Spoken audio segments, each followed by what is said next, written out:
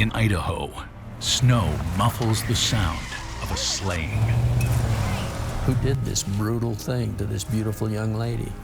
The pain is just beginning. The hardest part was watching my folks try to bring that kid back to life. You were just gone through one, and then there's another one, and how could it possibly happen? It was the third one that really made it into the sensation that it was. Oh my God, there's a monster out there.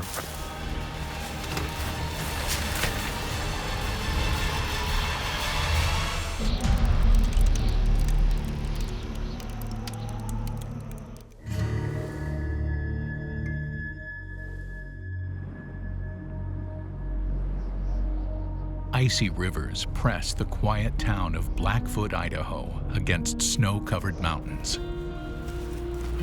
A winter here can get really, really brutal. It's generally a miserable time of year with the roads covered with ice, the ground is covered with snow. You want to stay indoors as much as you can. In one of Blackfoot's convenience stores, 21-year-old newlywed Stacy Larson stays warm working the night shift. She just loved to work, and she was great with the customers, and she knew who to tease and who to just give a quick smile to. She was just the girl next door, because she was just very simple. She was who she was. Stacy was a tough girl. She'd stand up for anyone. She'd stand up for her siblings. She'd stand up for a friend. She wouldn't take any guff. A kind young woman with a full life ahead of her. But one winter night, evil comes her way. February 28th, 1987, just after midnight, a group of Stacy's friends heads to the store. We decided, me and two of my friends, that we were going to rent some movies and hang out. And the pickup basically comes straight at me. Oh my God! Hey, watch out!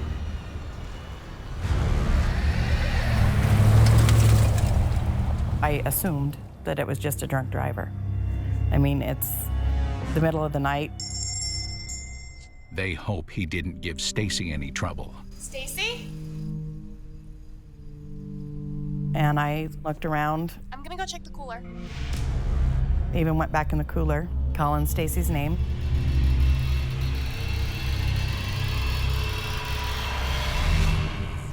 I didn't see her back there. So she couldn't have gotten far.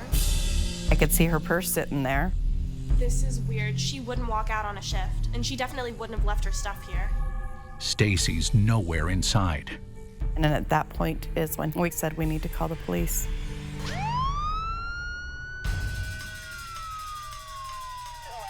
When we arrived on the register, it showed that it was just after midnight was the last transaction. About $200 was missing from the till. But The women tell police about the truck. It was a dark green pickup, and I remember the hitch being on the front. And I remember seeing a person inside the pickup with long dark hair, kind of a little bit bigger build. But they didn't see a face. Had someone robbed the place and grabbed Stacy?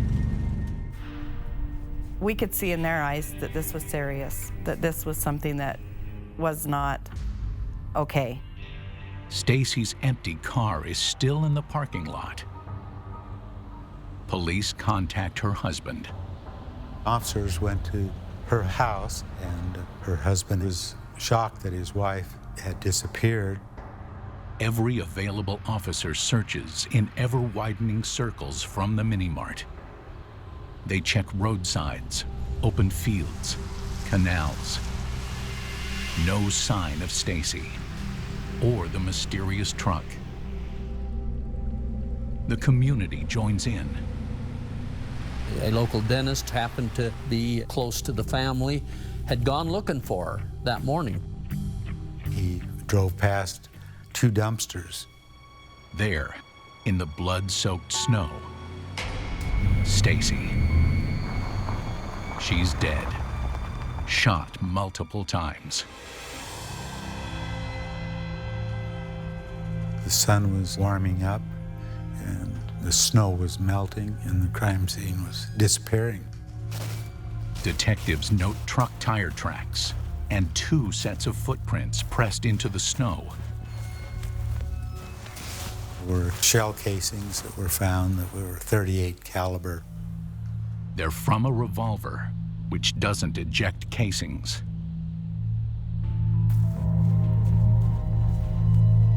There's more. There was a hair. There was an 18-inch long hair on her sweater. The hair had a little curve in it. It doesn't match Stacy's. Could it be the killer's? Detectives also note what they don't find. Her watch was missing.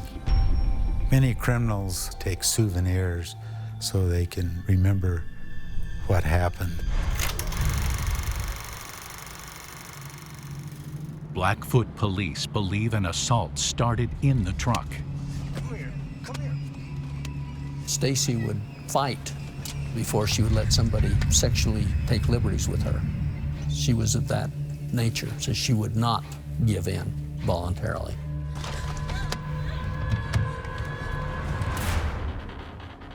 It appears as she ran, her attacker missed with several shots until one hit her in the arm.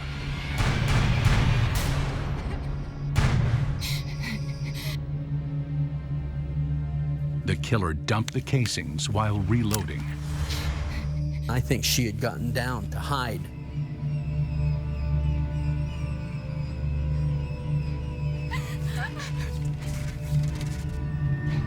I think that he went up and shot her from close range.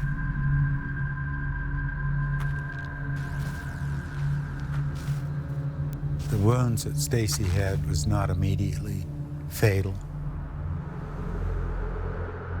And then he leaves her. This is cold at night, of course, it's in the winter. The sadistic part of this was that he left her to die. I wonder what Stacy was thinking laying there. Why doesn't somebody come help? Knowing that there's nobody there.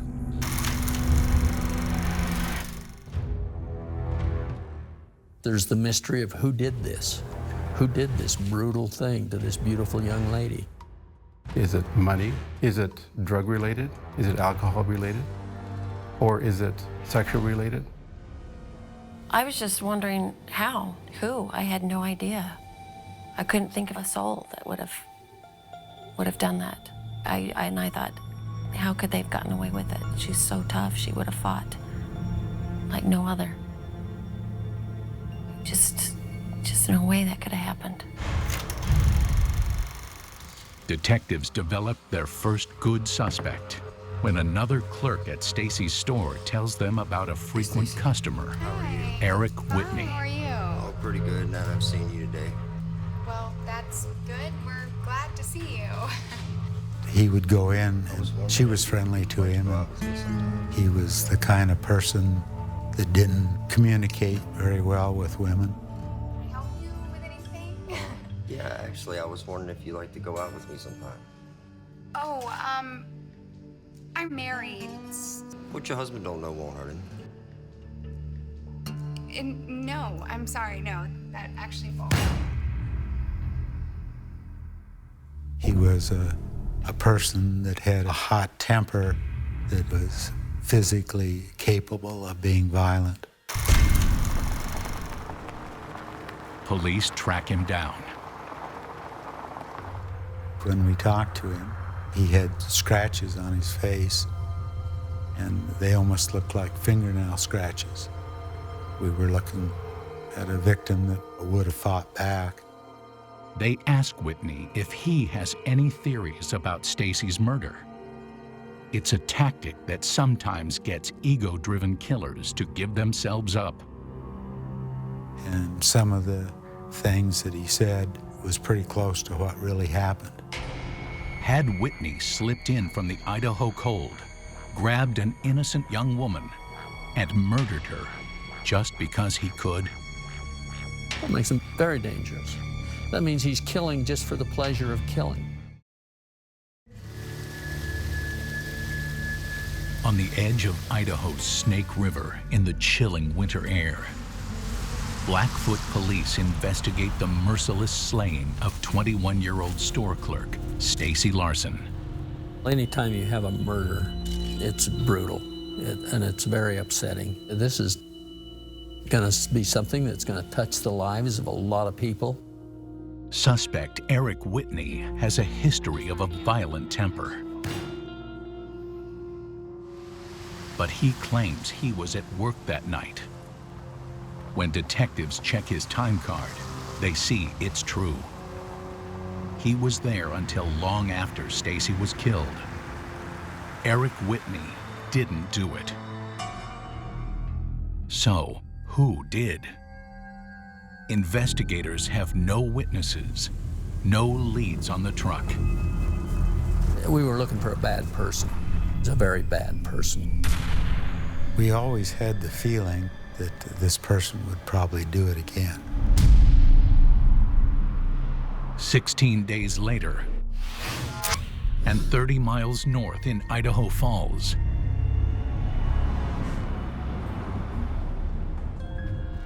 "23-year-old Nolan Haddon works his shift at a convenience store. On the night of March 16th, he gets a surprise visitor. Hey. Oh man, you jumped. How you doing? I'm doing all right. For some unknown reason, I drove across town, never been to the store in my life, never knew where it was for certain. And I drove right to it. He liked the job very much. He thought this would be a great opportunity for a little spending money. Nolan was going to school to become a radiation technician, and he was just about to graduate. He was on his final semester. You don't have anything I can take back with me, some coffee or something? No. Come on, it's cold out. No. You know, he was happy-go-lucky. We were laughing, joking, and I guess I left the store around maybe 10:30 at the latest. Everything was normal. It's the last normal night the Haddon family will ever have. A little before 6 a.m. the next day,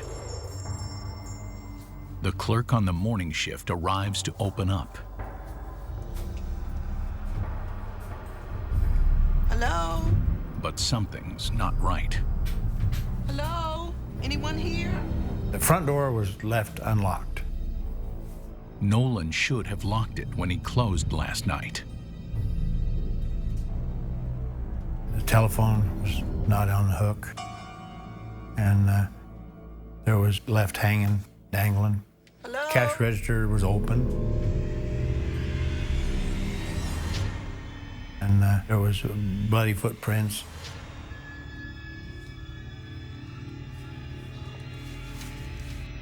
And so she called her boss from inside the store, and then he came over. It's Nolan in a pool of blood.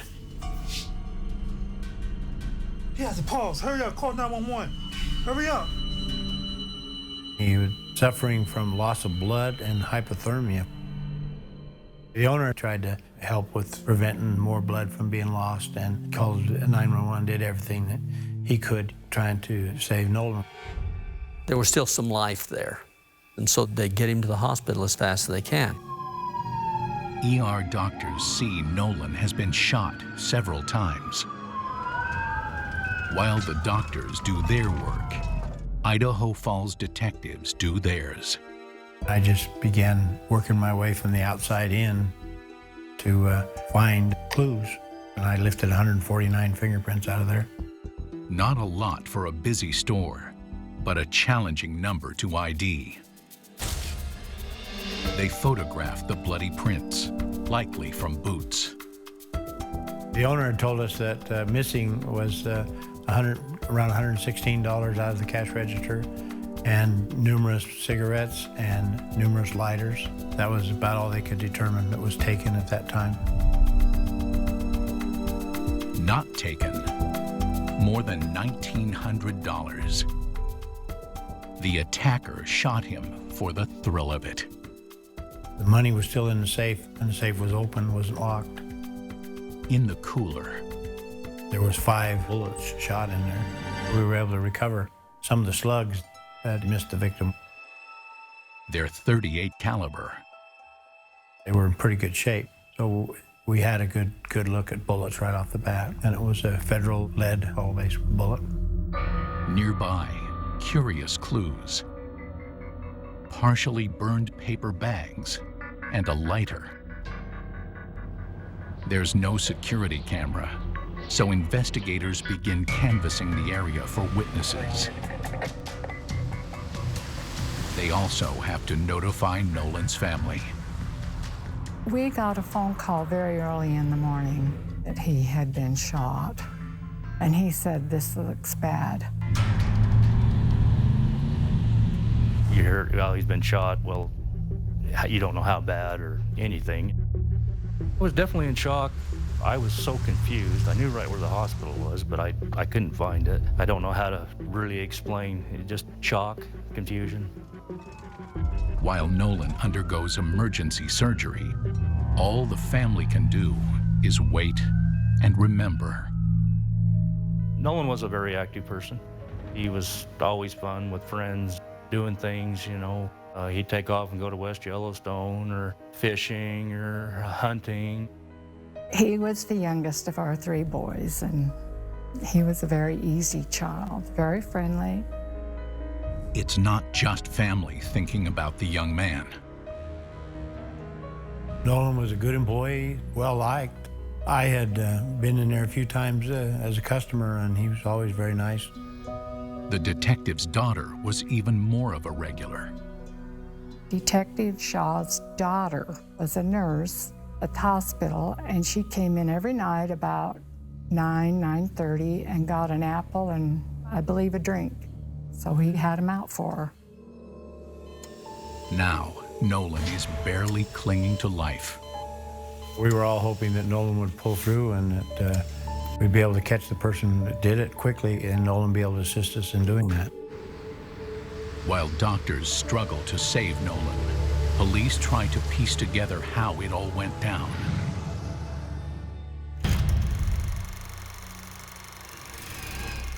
The cash register, each transaction has a time by it, and so we were able to go through the transactions. The last customer was at 10:17 p.m. The shooter likely slipped in around the 11 o'clock closing time.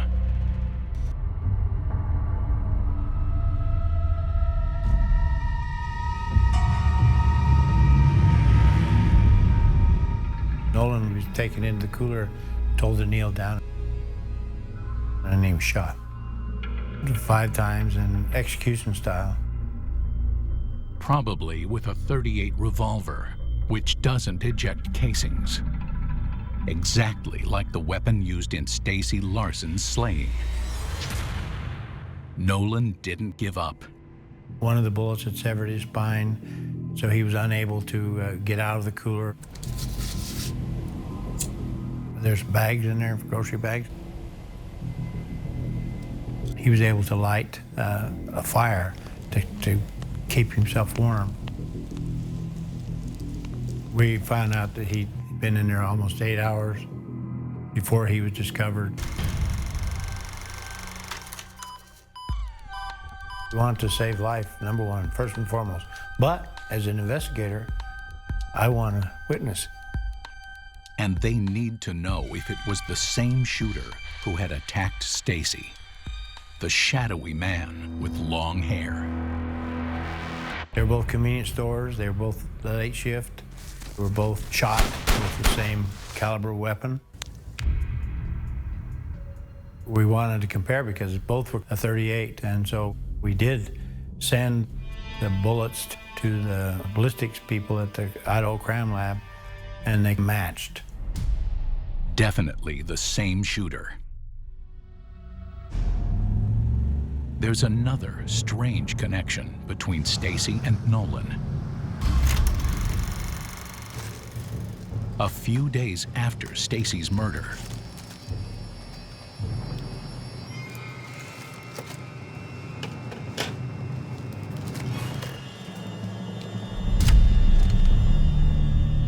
he had received a $5 bill that appeared to have blood on it. We had heard that Stacy had been abducted, and my husband warned Nolan about that. And Nolan said, "Oh, Dad, they just go for girls." Nolan wondered if it might be cash from Stacy's store. So he called the police, and the police up in Idaho Falls gave it to our officers. That bill was taken and examined, and it was determined it was probably bank dye that they use for bait money and bank robberies. A false lead and an eerie omen.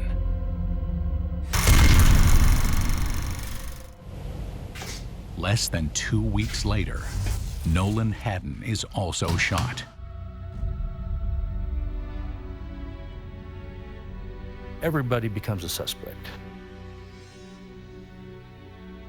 Everybody you see, somebody drives by your house. Are you the one? You know, are you the one? The only people who can answer that are the shooter and Nolan Haddon, who's still struggling to survive. Idaho police hunt a predator who murdered one store clerk, Stacy Larson, in Blackfoot, and shot another, Nolan Haddon, nearly 3 weeks later in Idaho Falls. They both happened at convenience stores. They were both shot, but the second one was male, not female. And so you've got your similarities and then you've got your differences. Stacy was sexually assaulted. Why go after Nolan? There was a lady that was supposed to be working that night, and Nolan had changed shifts with her. And so I believe that the perpetrator had been staking the place out and knew that that lady would be working, but Nolan was there taking that lady's place. Perhaps when the attacker saw Nolan, he decided to shoot him for the sick pleasure of it. Now the young clerk is in intensive care. But sadly, just like Stacy Larson, Nolan Haddon doesn't make it. His actual cause of death was hypothermia and loss of blood, which we all felt really bad about, because if we could have got to him quicker, he may have survived.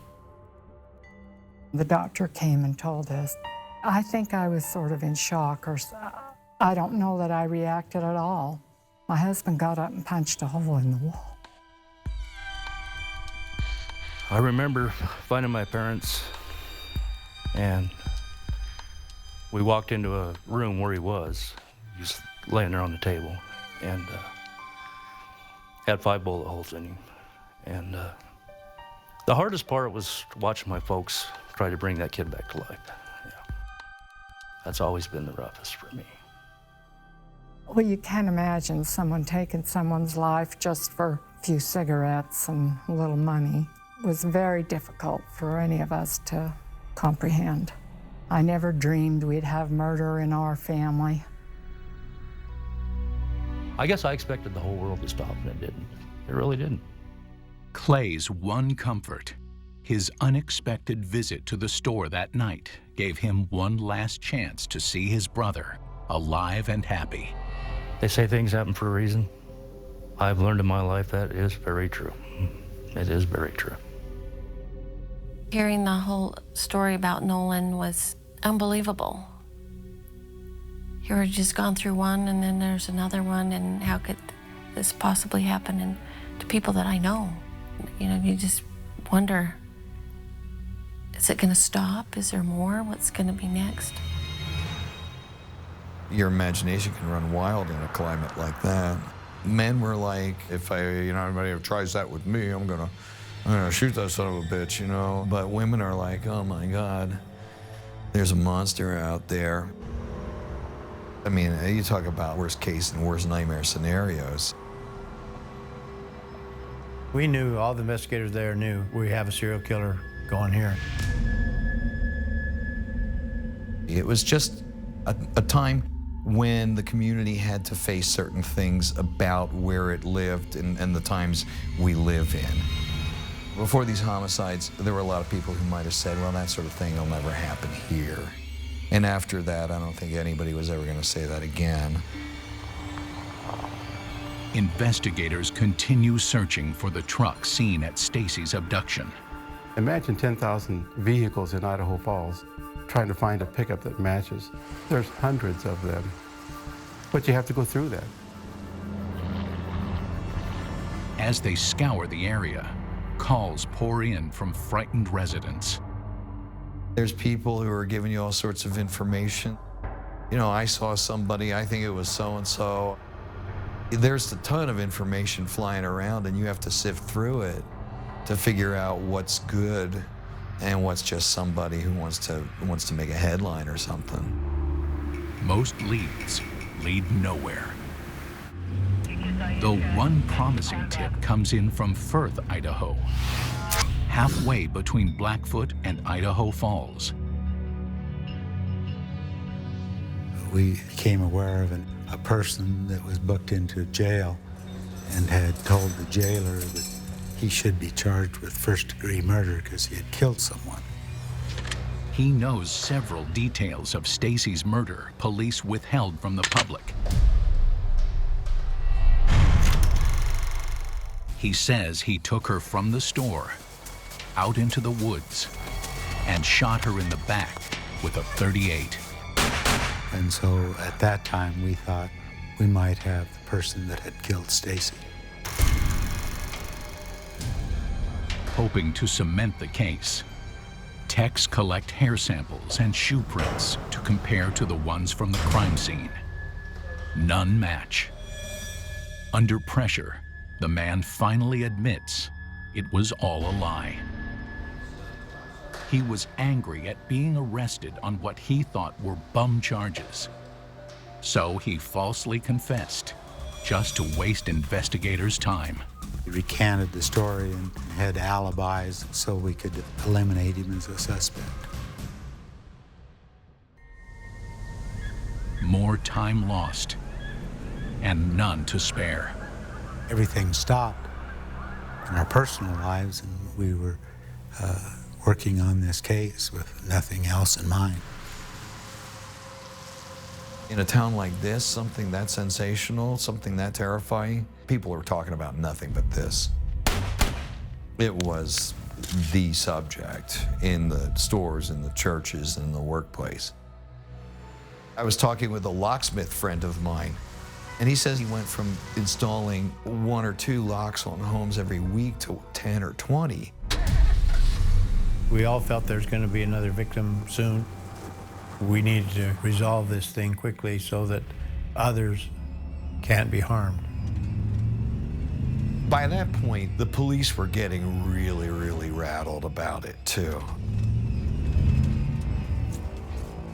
There's just this general dread that says, when's this going to happen again and to who?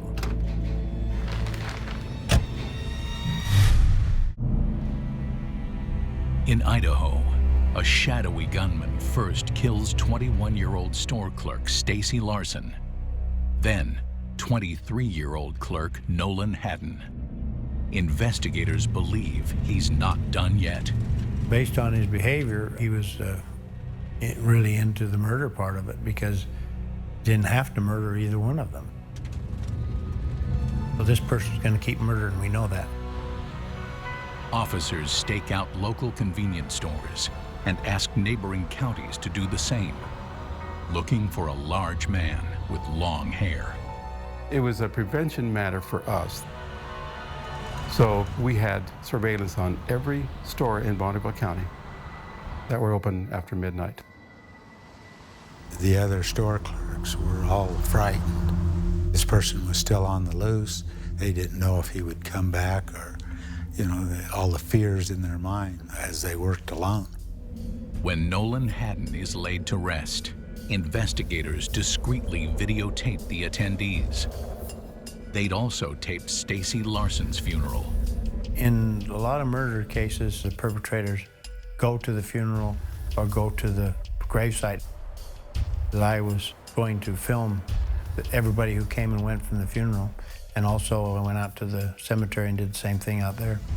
They're looking for anyone suspicious, but no one seems to stand out.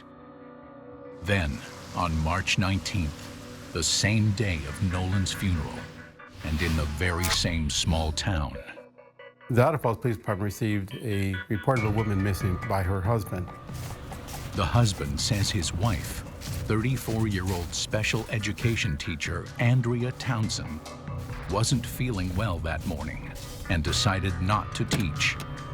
She told her husband she was going to school to drop off a lesson plan and never came home.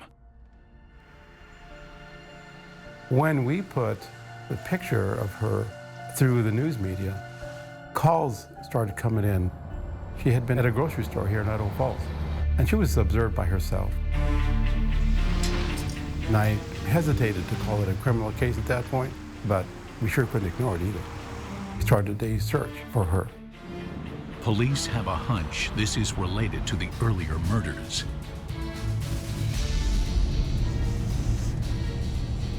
We could not ignore that she could have been kidnapped. That in itself is somewhat frightening because guess what? The killer may have changed his MO. Andrea does not work in a convenience store. She's a school teacher. Trying to throw us off by his behavior.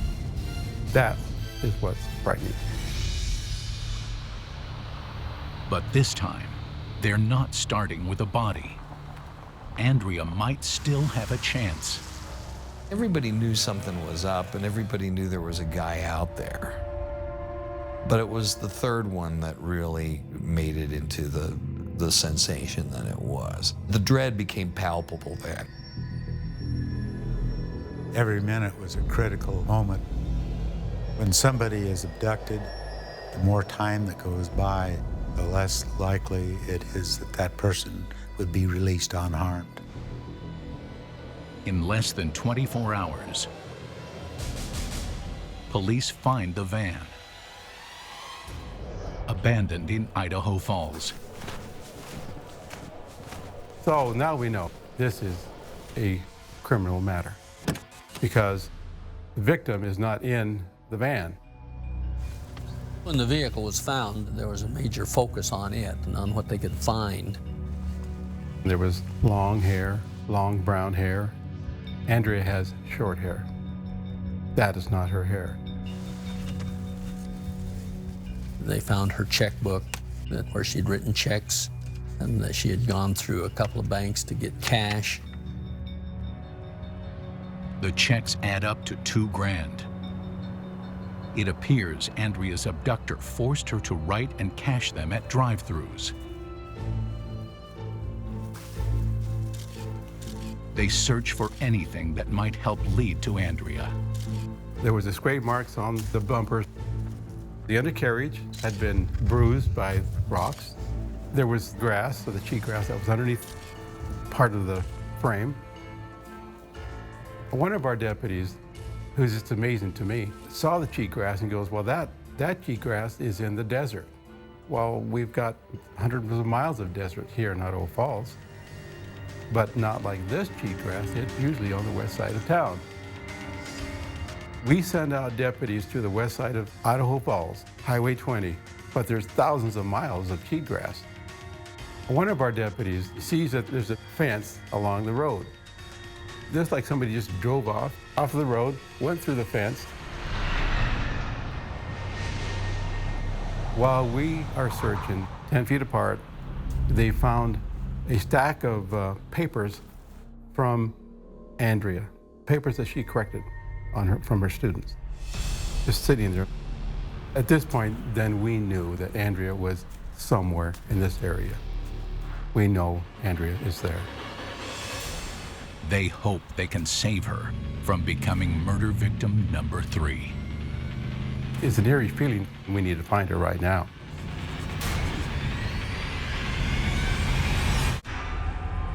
After the slayings of Stacy Larson and Nolan Haddon, authorities in southeastern Idaho scramble to find abducted teacher Andrea Townsend.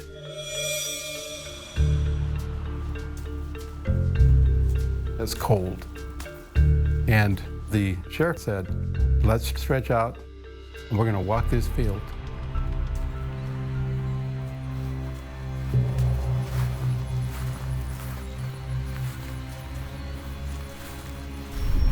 Hey, found her! One of the officers finds Andrea, dead. She's been sexually assaulted and shot 9 times. It's a story terrifyingly similar to Stacy Larson's brutal end.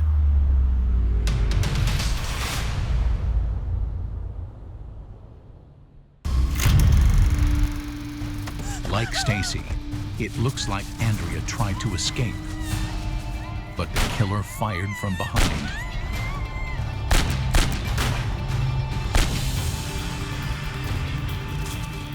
He's emptied his gun, so he had to stop and reload it.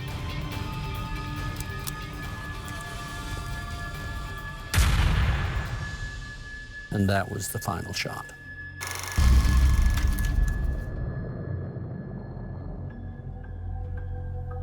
As with Stacy, the killer left an accidental calling card. It links him to the crime beyond any doubt. She had a head hair, 16.5 inch long head hair, shot into her heart. So the hair from the shooter was embedded in her heart. He did not take expensive jewelry. Once again, this wasn't about robbery. The killer is merciless and consistent. This slug is 38 caliber.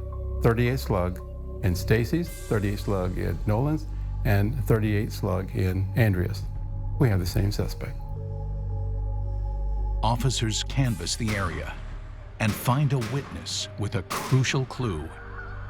The farmhand who worked half a mile away from where Andrea was located heard 6 or 7 shots and observed this van driving eastbound on this road and saw that it was his cousin Paul.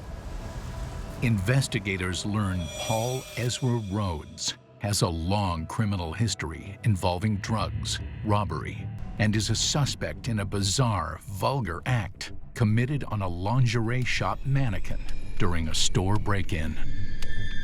Police believe he performed a sex act on it, then shot it with a .38. In terms of profiling behavior, here we have a mannequin that's sexually abused. And I think that was the eerie part. Now he's going to actual human beings. This guy was obviously pretty twisted out of normal parameters of behavior, don't you think? Detectives race to Rhodes' home. He's not there. His mother says she thinks he stole her car. The thought is he's going to kill again and again until we stop him. So now we light up the media with his face, with a picture of him, Paul Ezra Rhodes, nationwide, and a massive manhunt is locating him. The media blitz works when a trucker thinks he spots the fugitive. He reports a huge man with long hair stumbling out of a car in Nevada. Rhodes may have fled from the snow, but not from justice. The driver of the truck, he says he dropped something as he was getting out of the car. I saw him drop something.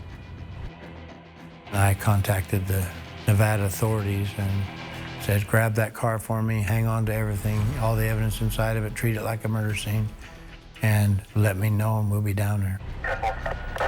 Nevada police respond. The door on the driver's side was still standing open, and laying there was a .38 revolver. That's our gun that killed all three. He was our guy. And here's the one thing that we can show killed all three victims. Well, that's a major break. Nevada police continue broadcasting Rhodes' picture. On March 25, 1987, they get the call. There's 3 or 4 casinos there. And one of them called the sheriff's department and said, hey, he's here. So it was like a mad rush.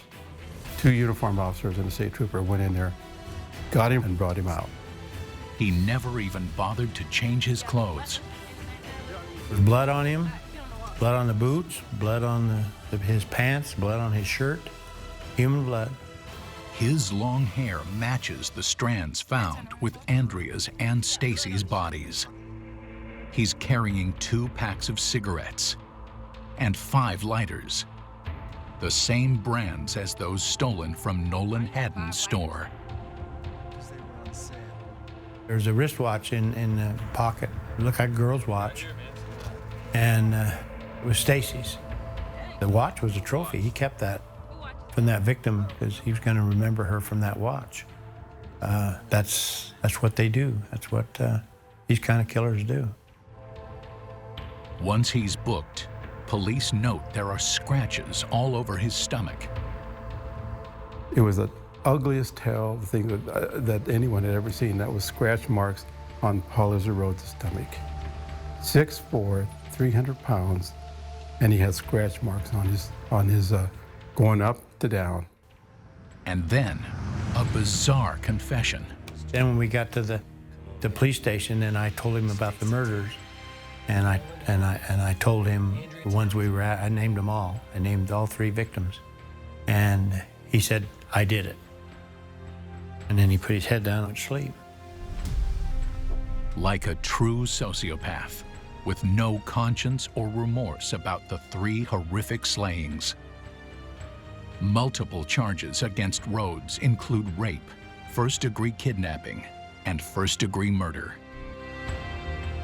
We have a bullet that was fired through the gun that was in his possession. We have a head hair that matches him. We have a footprint that matches the shoes he was wearing when he was arrested. We had the girls who saw the pickup. They could identify the pickup truck. But a guilty verdict is never a guarantee. Homicide cases are always tough because your best witness is dead. And not very many people kill people who commit premeditated murder, do it in front of the public.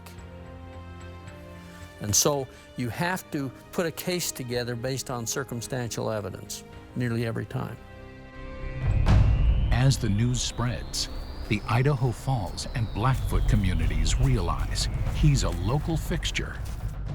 There was a lot of, oh, I've seen that guy, because he was pretty hard to miss, being as big as he was and as menacing looking as he was. He was definitely not the type to blend into a crowd. I saw him in the convenience store when I had been there visiting with her, but I didn't think anything of it.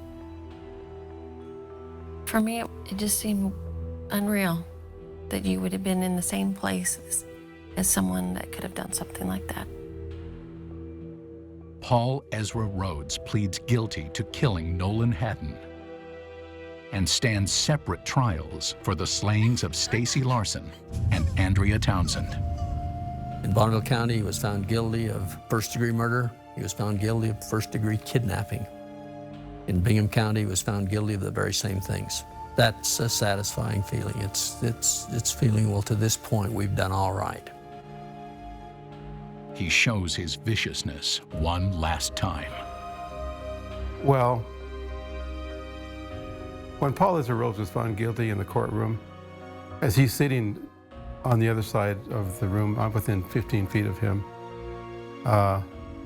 he, in his violent act, as I figured he would do, from across the room, he threw a chair at me and Tom Moss. Of course, we caught it. But that's how angry he got, just like that. We can see what he did to those victims. So as far as am I happy that he got what he deserved? Yes, by all means. He's the most sadistic killer I've ever seen in Idaho.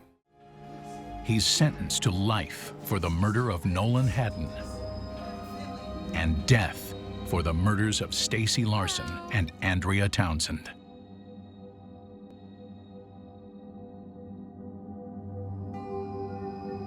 Paul Rhodes qualified for the death sentence. Under the law, he did what it took to get executed. That means he was a very dangerous person. The crimes he committed were especially heinous and atrocious. That he was someone that can't be free in society. In fact, the reason for the death sentence is they don't want even to have him in prison, alive, because of their propensity and their viciousness. But the question still remains. Why did he target those innocent victims? I think what's always going to be a mystery about Rhodes is why did he do it? This wasn't a crime of passion. This was more a crime of just compulsion. Some switch went on in his brain and said, I got to go out and kill somebody, and then I'm not going to be right until I do. On November 18th, 2011, Paul Ezra Rhodes is executed by lethal injection. Well, the victims were all innocent people just trying to be happy living their lives. And not only did he affect the people that he killed, but the families and all the relatives of those people changed their lives forever.